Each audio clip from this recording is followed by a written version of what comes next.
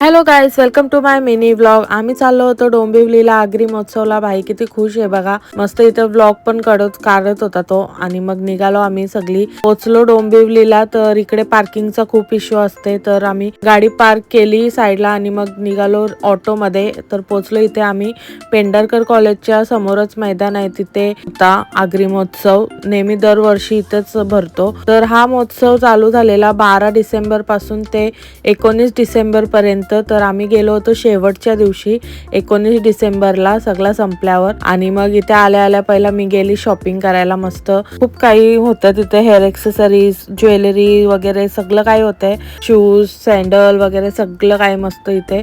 आणि मस्त मग गेली पेट पूजा. पाणीपुरी खायची खूप इच्छा झालेली, तर इथे मी पाणीपुरी खाल्ली आणि पोरांसाठी घेतलेले फ्रेंच फ्राईज त्यांना खायचे होते तर घेतले. आणि मग गेलो आम्ही बसायला ट्रेन मध्ये. पोरांना बसायचं होतं तर आम्ही पण मज्जा केली बसून. मग नंतर काऊला दिसला वॉटर बोटिंग, तर त्याला काय मग बसायचाच होता.